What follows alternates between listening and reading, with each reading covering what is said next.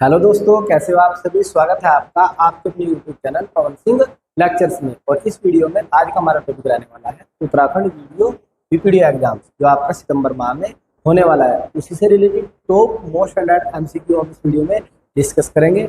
और जो है आपके एमसीक्यू होंगे लास्ट 10 ईयर पीवाईक्यू पर आधारित होंगे, जो आपको आगामी एग्जाम्स में 99% देखने को मिल सकते हैं। तो आइए शुरू करते हैं।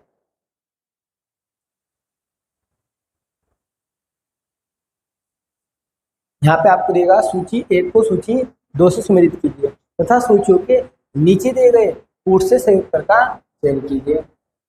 तो सबसे पहला था खाद्य उत्पादन में वृद्धि। यदि खाद्य उत्पादन में वृद्धि की बात करते हैं तो ये किससे संबंधित है? यह हरित क्रांति से। हरित क्रांति कब शुरू की जाती है? 1960 के दशक में लगाई जाती है, यानी कि 1967 के आसपास जो इसका सही समय है 1967 में हम हरित क्रांति की शुरुआत करते हैं। और इसकी शुरुआत किसके द्वारा की जाती है? एम.एस. स्वामीनाथन द्वारा। भारत में हरित क्रांति के जनक कहा जाता है एम.एस. स्वामीनाथन को, ठीक है। और इसमें सर्वाधिक जो उत्पादन देखने को मिलता है चावल में। ये भी पूछा जाता है, चावल में लगभग 5 गुना उत्पादन मिलता है, जबकि जो गेहूं होते हैं गेहूं में 3 गुना उत्पादन। तो ये आपको याद रखना, 3 गुना उत्पादन। तो हरित क्रांति का संबंध किससे है? खाद्य उत्पादन में वृद्धि से। नेक्स्ट है दूध उत्पादन। दूध उत्पादन जो क्रांति चलाई गई थी श्वेत क्रांति। कौन सी चलाई गई थी? श्वेत क्रांति। और श्वेत क्रांति को ऑपरेशन फ्लड के नाम से भी जाना जाता है। श्वेत क्रांति को किससे जाना जाता है? ऑपरेशन फ्लड के नाम से भी जाना जाता है। इसका जो मुख्य उद्देश्य होता है वो होता है भारत के अंदर दूध उत्पादन को बढ़ावा देना। किसे? दूध उत्पादन को बढ़ावा देना। दूसरा होता है इसका उद्देश्य डेयरी उद्योगों को बढ़ावा देना। डेयरी उद्योग जो होते हैं उद्योगों को बढ़ावा देना। तीसरा होता है पशुओं की नस्लों में सुधार करना।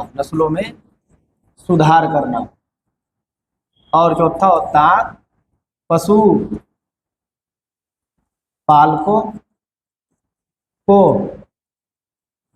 दूध का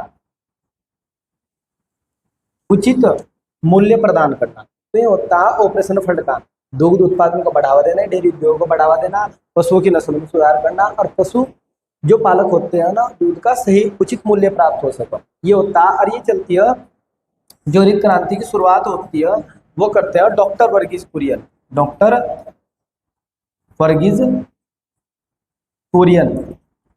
कौन करते हैं भारत में हरित क्रांति की शुरुआत? डॉक्टर वर्गीज कुरियन। इसलिए इन्हें मिल्क मैन ऑफ इंडिया के नाम से जाना जाता है। यदि पूछे जाए मिल्क मैन ऑफ इंडिया के नाम से किसे जाना जाता है? डॉक्टर वर्गीज कुरियन को। ये भारत में श्वेत क्रांति की शुरुआत करते हैं। किसकी? श्वेत क्रांति की। ऑपरेशन फ्लड की करते कहां से? गुजरात राज्य का अनंत जिले का एक गांव होता है अमूल, यहाँ से इसकी शुरुआत करते हैं।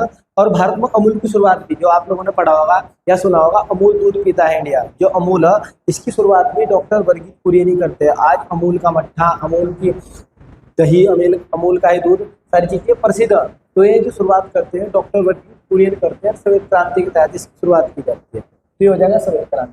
फिर था मत्स्य पालन का जो संबंध है वो किससे? नीली क्रांति से। किससे? नीली क्रांति। यदि हम नीली क्रांति की बात करते हैं, नीली क्रांति की जो शुरुआत होती है, ठीक है, नीली क्रांति की शुरुआत भी 1960 के दशक में की जाती है। इसका जो मुख्य उद्देश्य होता है भारत में मछली उत्पादन को बढ़ाना, और जो पुराने तालाब होते हैं उनकी मरम्मत करना, और नए नए तालाबों का क्या करना? निर्माण करना। हरित क्रांति से पहले जो भारत का मछली उत्पादन था वो लगभग 0.6 मिलियन टन था। कितना था? 0.6 मिलियन टन। जबकि हरित क्रांति के बाद भारत का जो मछली उत्पादन था 5 मिलियन टन के आसपास था, यानी कि कहीं गुनी बढ़ोतरी होती है नीली क्रांति के बाद। फिर आता उर्वरक क्रांति। जो उर्वरक क्रांति है इसका संबंध है भूरी क्रांति से। तो ये मिलन हो जाएगा आप लोगों का। तो ए का जो मिलन होगा, एक के साथ में, बी का जो मिलन होगा वो हो जाएगा 3 के साथ में, और सी का जो मिलन होगा मत्स्य का यानी कि 2 के साथ में, और डी का जो मिलन होगा वो हो जाएगा 4 के साथ। तो ये हो जाएगा सही 1 3 2 4, 1 3 2 4। तो देखते हैं 1 3 2 4, तो A is the right answer. तो हरित क्रांति, नीली क्रांति से संबंधित फैक्ट आपको याद रखना जो आपको एग्जाम्स में देखने को मिलेगा। नेक्स्ट, निम्नलिखित में से कौन सा सुमिलित ही नहीं है? सुमिलित नहीं है। पहला दिया गया नाथुला दर्रा, फिर दिया गया लिपुलेख दर्रा, फिर रोहतांग दर्रा और फिर पालघाट दर्रा। पालघाट दर्रा किन्नौर तो सही है, रोहतांग दर्रा हिमाचल प्रदेश में, ये भी सही है। लिपुलेख दर्रा ये उत्तराखंड में।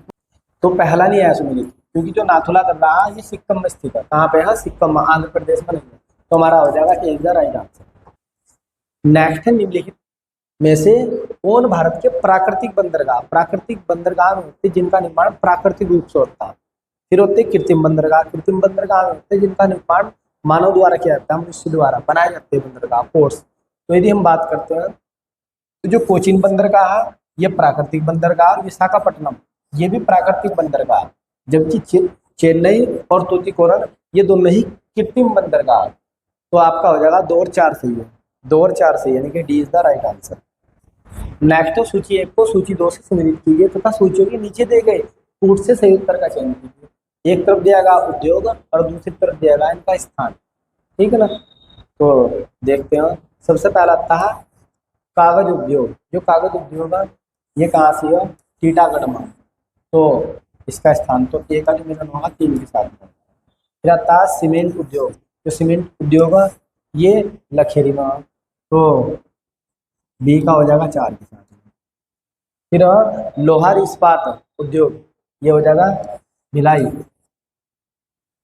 तो हो जाएगा सी का 2 के साथ में। फिर खनिज तेल शोध धर्मशाला ये हो जाएगा अम्बाला, तो डी का हो जाएगा 1 के साथ। तो हो जाएगा 3 4 2 1, 3 4 2 1, 3 4 2 1। तो ये जाएगा 20 द राइट आंसर।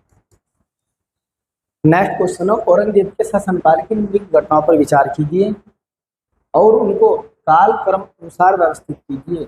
सबसे पहला देवरिया की जो लड़ाई, जो देवरिया की लड़ाई है ये होती है 13 मार्च 1659। फिर आता है बनारस के पास सुजा की प्रजा, ये होती है जनवरी 1659 में। फिर आता है सामूगढ़ की लड़ाई। सामूगढ़ की जो लड़ाई है ये 29 मई 1658 में। फिर आता है धर्मत विजय। धर्मत विजय होती है 15 मार्च नहीं अप्रैल 15 अप्रैल 1658 में। तो देखते हैं सीक्वेंस क्या रहोगी। तो सबसे पहला कौन सी घटना घटती है? ये घटती है धर्मत। तो सबसे पहला आ जाएगा 4। फिर तीसरा 29 मई, तो ये हो जाएगा तीसरा सही। फिर होता है जनवरी, तो जनवरी में होती है सुजा सर, फिर हो जाएगा 1। तो इसका सही क्रम होगा 4 3 2 1। तो सही क्रम देखते हैं 4 3। तो इसमें ऑप्शन आपका नहीं दिया गया है, इसलिए आपका क्रम याद रखना आपको 4 3 2 1। तो इसका सही हो जाएगा राइट। नेक्स्ट देखते हैं। नेक्स्ट क्वेश्चन, नीचे 2 वक्तव्य दिए गए हैं, एक को अभिकथन ए, दूसरे को कारण आर कारण है। अभिकथन ए, आगरा और दार्जिलिंग एक ही अक्षांश पर स्थित है, ये सब कथन सही है। किंतु जनवरी में आगरा का तापमान 16 डिग्री सेल्सियस रहता है, जबकि जो दार्जिलिंग है उसका जो तापमान है वो रहता है 4 सेल्सियस। तो पूछा जा रहा है इसका कारण क्या है। नेक्स्ट कारण दिया गया है, ऊंचाई के साथ साथ तापमान घटता है और विरल वायु के कारण मैदानी प्रदेशों की तुलना में पर्वतीय प्रदेश अधिक ठंडे होते हैं। बिल्कुल सही है, क्योंकि जैसे जैसे हम ऊंचाई पर जाएंगे तो ऊंचाई के कारण वायुमंडलीय दाब बढ़ता जाता है और जो सर्दी यानी कि ठंडा हवा बढ़ती चली जाती है। और जो दार्जिलिंग है वो ऊंचाई वाले स्थानों पर, दार्जिलिंग क्या है ऊंचाई वाले स्थानों पर, इसलिए उसका टेम्परेचर 4 सेल्सियस तक होता है। तो दोनों ही सही है, प्रथम दोनों क्या है सही है। तो ए भी सही है और आर भी सही है, और आर ए की व्याख्या भी करता है। तो ये हो जाएगा ए तथा आर दोनों सही है और आर ए की सही व्याख्या भी करता है। नेक्स्ट सूची 1 को सूची 2 से सही सम्मिलित कीजिए और सूचियों के नीचे देखिए कूट से सही उत्तर का चयन कीजिए। एक और दिया गया भवन और दूसरी ओर दिया गया इनका निर्माण करता है। सबसे पहला था सुल्तानगढ़ी। तो सुल्तानगढ़ी का भवन है ये इल्तुतमिश ने बनाया था। लाल महल किसने बनाया था? बलबन ने बनाया था। जमात खाना जो मस्जिद है ये बनाई थी अलाउद्दीन खिलजी। किसने बनाई थी? अलाउद्दीन खिलजी ने।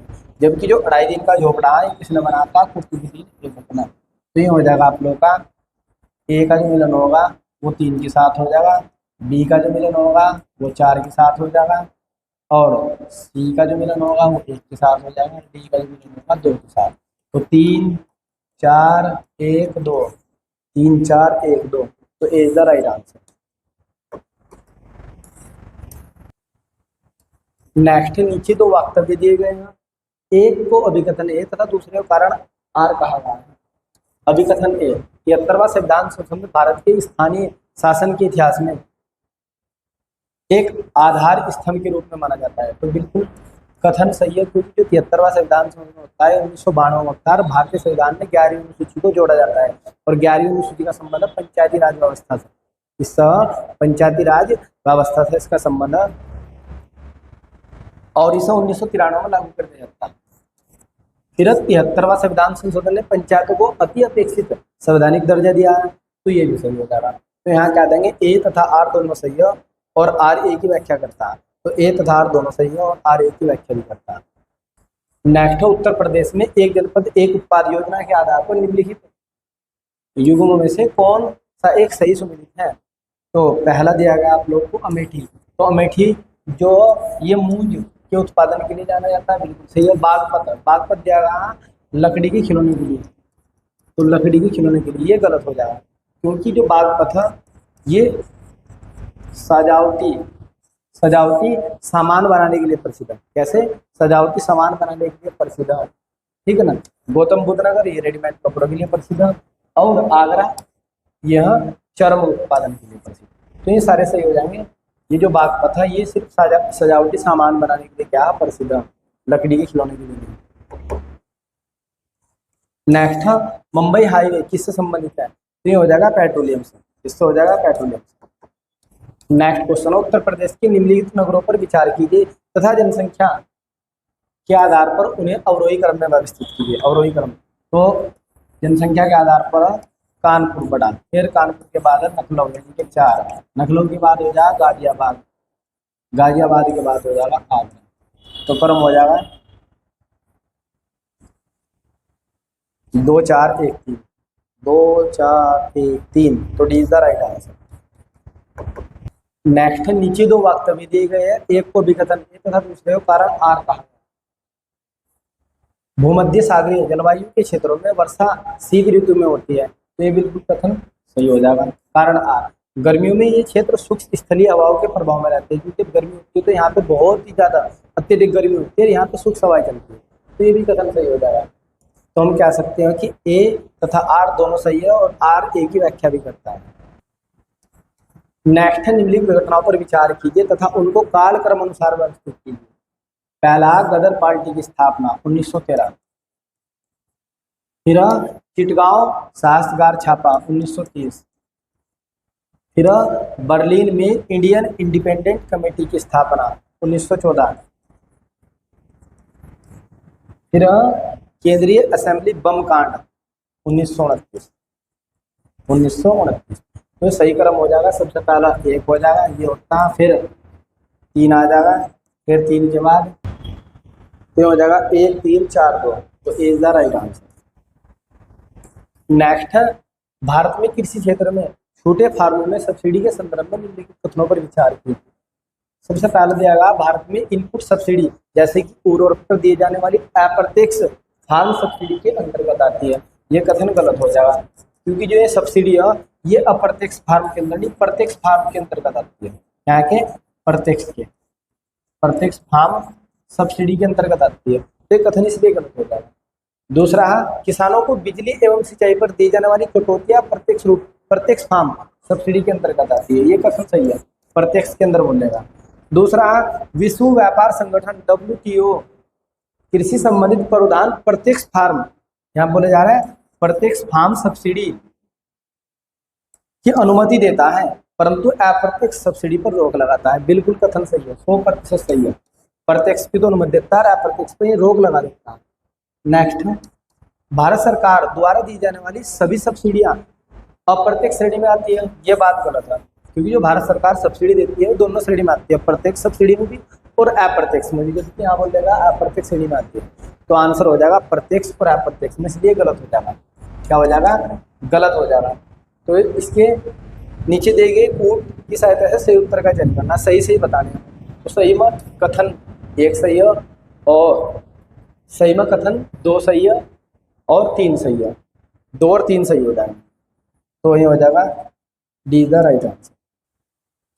नेक्स्ट, सूची 1 को सूची 2 से सम्मिलित कीजिए, सूचियों के नीचे दिए गए कोटों से सही उत्तर चयन कीजिए। सबसे पहला था विटामिन B12। यदि विटामिन B12 की बात करते हैं, इसके अंदर क्या होता है? कोबाल्ट।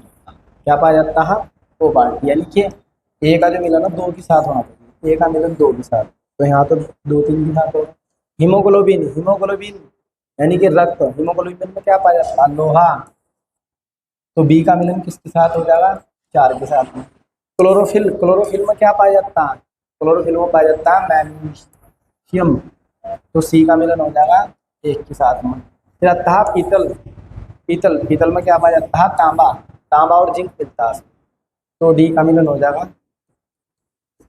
3 के साथ में। तो ऑप्शन हो जाएगा 2 4 1 3, 2 4 1 3, तो हो जाएगा ए द राइट आंसर। नेक्स्ट, कथन ए, काली मिट्टी कपास की खेती के लिए उपयुक्त मानी जाती है। बिल्कुल सही है, एकदम राइट। जो काली मिट्टी होती है कपास उत्पादन के लिए सर्वाधिक उपयुक्त होती है। फिर इसका कारण दिया, इसमें जैव तत्व प्रचुर मात्रा में पाए जाते हैं। यह बात बिल्कुल गलत है, यह बात क्या हो जाएगी? गलत, क्योंकि जो काली मिट्टी है इसके अंदर नाइट्रोजन और फास्फोरस की कमी होती है।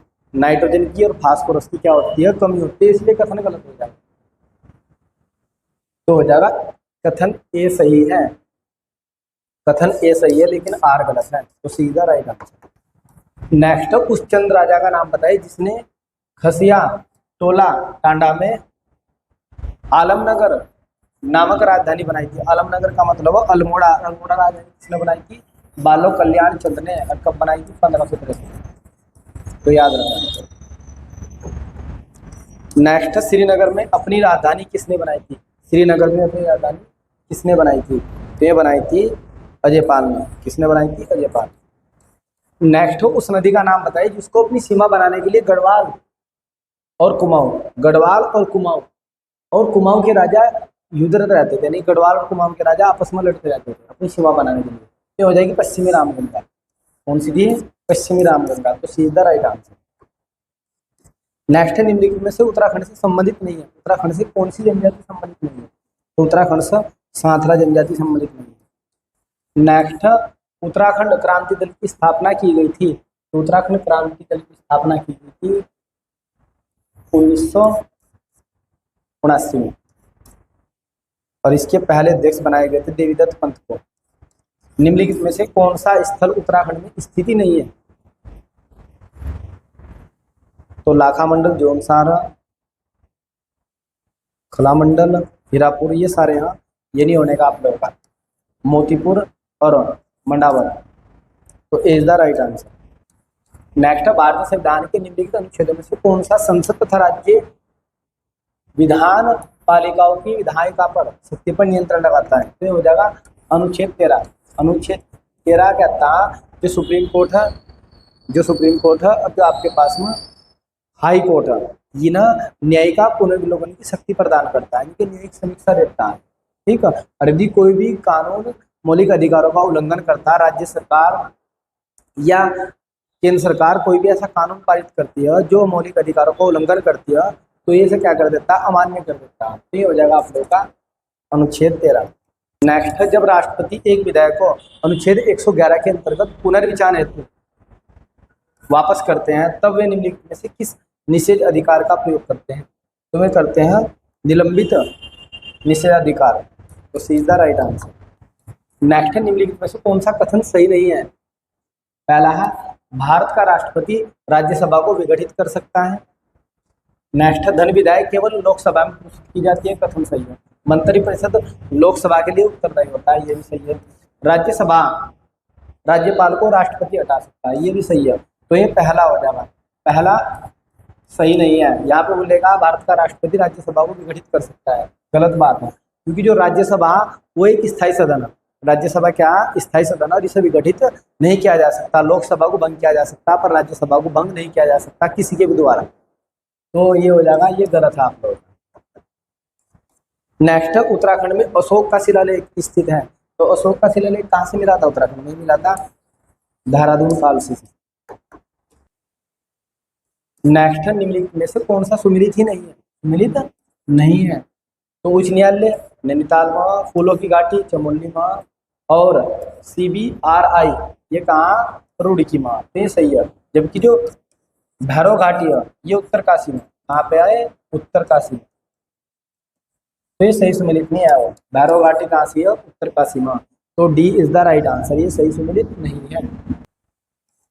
निम्नलिखित में से सुमेलित युग्म चुनिए जो सही सुमेलित है। तो ये हो जाएगा तालेश्वर ताम्रपत्र पर्वताकार ब्रह्मपुर राज्य से संबंधित है।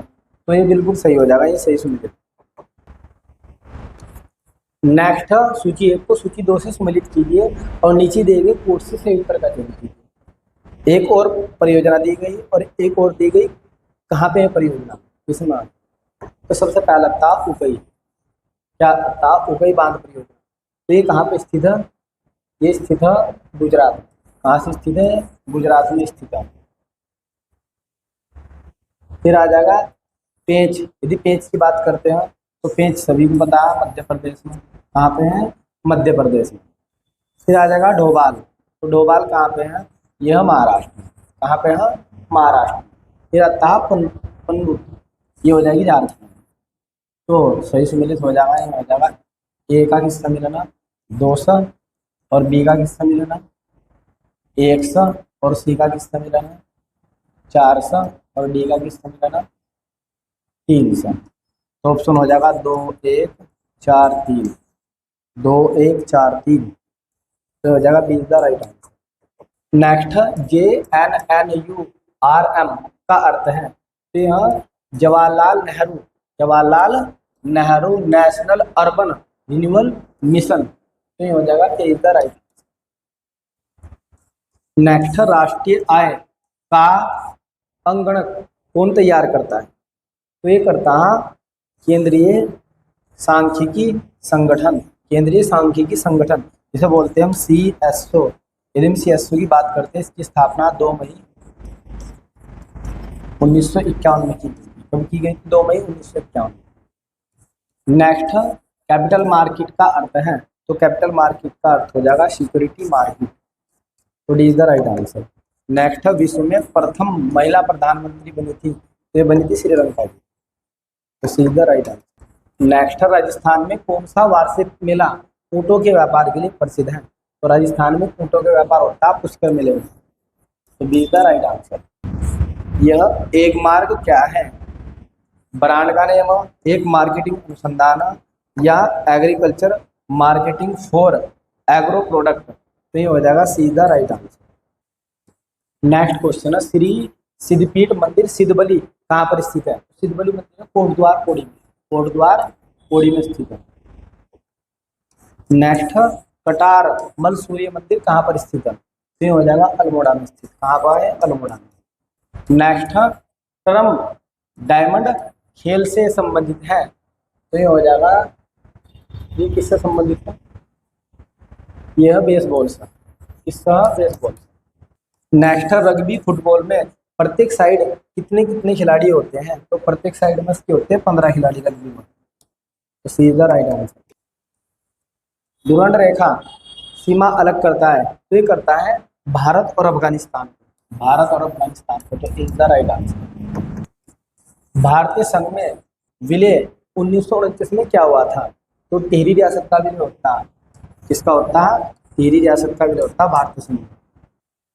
नेक्स्ट, भारत में विधि दिवस कब मनाया जाता है? तो भारत में विधि दिवस मनाया जाता है 26 नवंबर। कब मनाया जाता है? 26 नवंबर 1929 को भारतीय संविधान बनकर लागू हो जाता है और इसे अंगीकृत कर लिया जाता है। नेक्स्ट, ट्रम्प गोल्डन हैंड से संबंधित है। तो किससे? यह स्वैच्छिक सेवानिवृत्त तो D is the right answer. Next 18 carat gold सोने का अर्थ होता है, इसमें होता है 18 भाग सोना और 6 भाग अन्य धातु, तो D is the right answer. Next, किस देश को भारत का सबसे अधिक मात्रा लोहा अयस्क निर्यात किया जाता है? तो किया जाता है चाइना को, तो A is the right answer. Next, किस वर्ष में सफेद नहर को नेविगेशन के लिए खोला जाता है? तो खोला जाता है 1869, तो A is the right answer.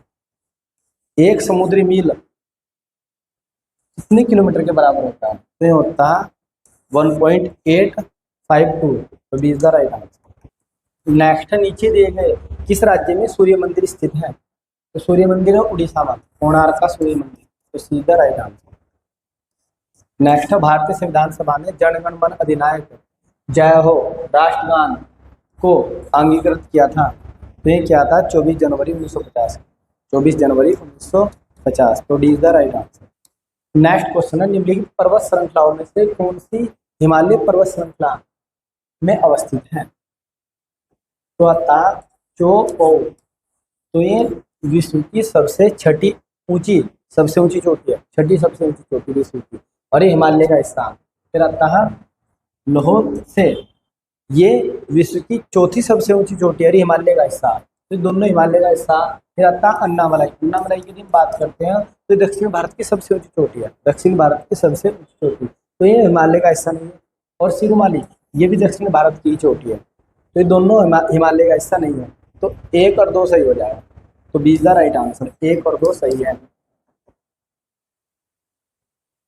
इस वीडियो में इतना ही। यदि आपको हमारी यह वीडियो पसंद आई तो आप हमारे YouTube channel Pawan Singh lectures को अवश्य सब्सक्राइब करें, लाइक करें, कमेंट करें और शेयर करें। Thanks for watching this video.